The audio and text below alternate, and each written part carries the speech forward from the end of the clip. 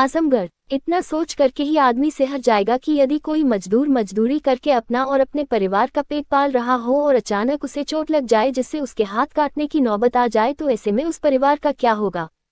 कुछ ऐसे ही अनहोनी होने वाली थी आजमगढ़ जिले की छतवारा स्थित रहने वाले गणेश चौहान की। गणेश एवं उसके परिवार के लोग उम्मीद भी हार चुके थे, लेकिन उसको एक नई जिंदगी देकर फिर से काम करने योग्य बनाने की कोशिश की शहर के life line hospital and research centre की प्रमुख न्यूरोसर्जन डॉक्टर अनूप कुमार सिंह की टीम ने। कुछ दिनों बाद गणेश फिर से अपनी सामान्य जिंदगी जीकर अपना और अपने परिवार का पेट भर सकेगा। अब आपको गणेश के साथ घटी घटना से रूबरू कराते हैं कि आखिर क्या ऐसा हुआ गणेश के साथ कि उसकी जिंदगी पर बन आए और किस तरह से डॉक्टरों की टीम ने उसे नया जीवन दान दिया। दरअसल गणेश, जिसकी उम्र लगभग 35 साल है, शटरिंग और स्लाइडिंग का काम करता है। इसी से उसकी और उसके परिवार का पेट भरता है। गणेश 27 अक्टूबर की शाम छतवारा में ही किसी व्यक्ति के यहाँ काम कर रहा था कि तभी एक बड़े शीशे का टुकड़ा उसके हाथ पर गिर गया और उसके हाथ की सभी प्रमुख नसें कटकर अलग हो गई। नसों के काटने से शरीर से तेजी से खून बाहर होने लगा। हाथ की मुख्य नसों के कटने के कारण खून की धारा इतनी तेज और ऊंची निकल रही थी जिसे देखकर सभी लोग घबरा गए। आनन फानन में लोगों द्वारा उसे लाइफ लाइन हॉस्पिटल के इमरजेंसी में लाया गया, लेकिन गणेश की स्थिति काफी गंभीर थी, लिहाजा मौके पर मौजूद इमरजेंसी डॉक्टरों की टीम ने पहले उन्हें प्राथमिक उपचार देते हुए तेजी से हो रहे रक्तस्राव को रोका। तत्पश्चात उन्होंने प्रमुख न्यूरोसर्जन डॉक्टर अनूप कुमार सिंह को हर स्थिति से अवगत कराया। गणेश जीवन के खतरे के साथ दाहिने हाथ में गैंग्रीन के खतरे में भी था, क्योंकि मुख्य नसों के कट जाने के कारण गणेश के दाहिने हाथ में रक्त का प्रवाह रुक गया था और हाथों के साथ साथ जिंदगी भी खतरे में थी। गणेश के घर वाले उसे लखनऊ ले जाने की तैयारी में लगे हुए थे। अत्यधिक रक्तस्राव के कारण गणेश का ब्लड प्रेशर भी काफी कम हो गया था। इस परिस्थिति में इस खतरे को समझते हुए कि गणेश को तत्काल ऑपरेशन की जरूरत है, डॉक्टर अनूप कुमार सिंह ने संभावित खतरों को गणेश एवं उनके परिवार को समझाते हुए स्वयं ऑपरेशन करने का निर्णय लिया और लगभग 5 घंटे की सर्जरी करने के बाद मरीज के हाथों में खून का संचार पूर्ववत कर दिया गया। इस पूरे घटनाक्रम में जो सबसे बड़ी चीज रही वही ये रही कि पूर्वांचल में इस तरह का ये पहला ऑपरेशन था जो सफल रहा और मरीज ने खुद अपना ऑपरेशन होते हुए देखा। मरीज का कहना है कि वह अपने आप को काफी सौभाग्यशाली मानता है कि डॉक्टर अनूप कुमार सिंह की वजह से अब दोबारा से वह जिंदगी शुरू कर सकेगा। वहीं इस प्रकरण पर life line hospital and research centre के प्रमुख न्यूरोसर्जन डॉक्टर अनूप कुमार सिंह का कहना था कि पूर्वांचल में इस तरह की यह अपने आप में संभवतः पहली सफल सर्जरी है। डॉक्टर अनूप कुमार सिंह ने बताया कि यह सर्जरी को पूर्वांचल की पहली सफल माइक्रोवेस्कुलर सर्जरी कही जाएगी। फिलहाल गणेश पूरी तरह से खतरे से बाहर है और जल्द ही वह एक नए तरीके से अपना जीवन यापन शुरू कर सकता है। आज का जो ऑपरेशन आपने हम लोगों के सामने प्रेजेंट किया है, किस तरह का कॉम्प्लिकेशन था और क्या दिक्कतें थी, इन्हें किस तरह से सॉल्व किया गया है? कहाँ के रहने वाले से? छतवारा पे मौजूद रहने वाले ये गणेश जी पेशे से एक रूटीन शटरिंग और स्लाइडिंग का ये सब चीज़ों का काम करते थे। एक दुर्घटनावश अचानक इनके हाथ पे ग्लास का एक बड़ा पीस गिरा, जिसके कारण इनके दाहिने हाथ की सारी खून की नसें इनकी कोहनी के पास सिरे से कट गई, जिसके कारण एक काफ़ी तेज़ ब्लीडिंग शुरू हुई। जब आपकी मुख्य नसें कट जाती हैं तो इतनी तेज़ ब्लीडिंग होती है कि आप कुछ ही क्षणों में आपके शरीर से सारा खून निकल सकता है। रुकी जाइए, क्योंकि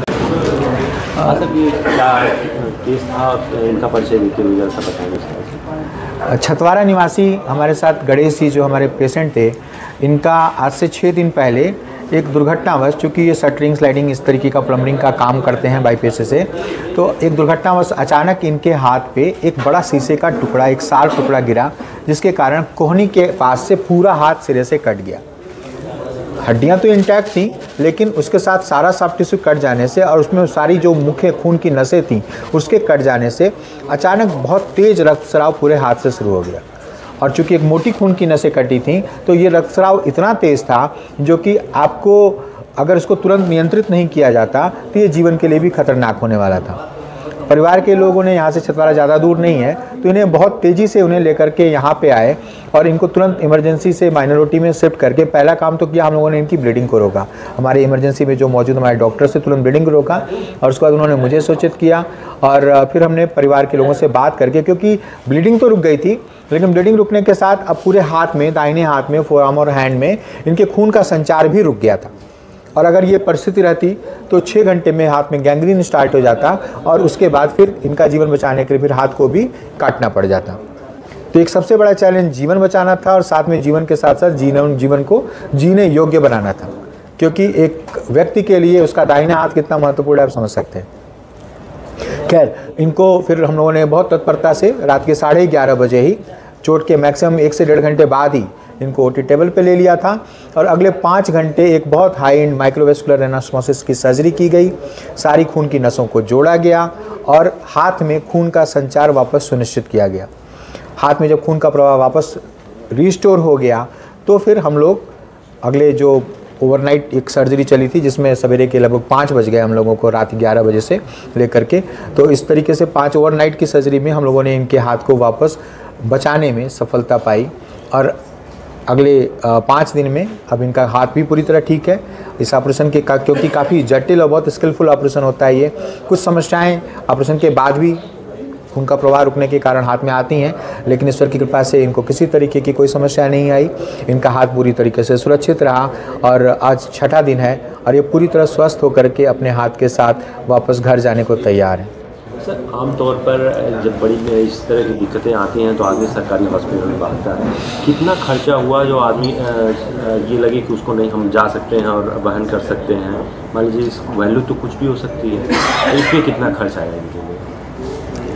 किसी इंसान के लिए उसके शरीर के किसी अंग को किसी कीमत में नहीं आप नाप सकते। पहली बात तो मैं यहाँ ये कहूँगा, किसी व्यक्ति के लिए उसके दाहिने हाथ, किसी राइट हैंडेड पर्सन के लिए उसके दाहिने हाथ की क्या कीमत है आप उससे पूछ लो। तो यहाँ पे इसको धन या इन सब चीज़ों के रूप में नहीं जोड़ा जाना चाहिए। यहाँ पे आप धन तो जीवन में कभी भी अर्जित कर सकते हैं, वहाँ पे आपको वो जगह चुननी चाहिए जहाँ पे उस तरीके की सुविधाएं और व्यवस्थाएं हों। तो कितने डॉक्टरों ने मिलकर इस ऑपरेशन किया? हम 3 डॉक्टर्स थे और साथ में हमारे साथ हमारे ओटी के हमारे 5 स्टाफ थे, जिनके साथ ये 8 हमारे साथियों ने। और साथ में मैं यहाँ एक चीज़ और कहूँगा, अपने साथी आजमगढ़ के एक सबसे जो अच्छे तरीके से सर्जिकल आइटम्स को वो रखते हैं, हमारे मित्र नगेंद्र पालीवाल जी, जिनका पालीवाल फार्मा रन करता है। रात भर वो दौड़ते रहे और जो भी आवश्यक सूचर्स ज़रूरत थे इस सर्जरी के लिए वो ला करके अपनी दुकान से देते रहे।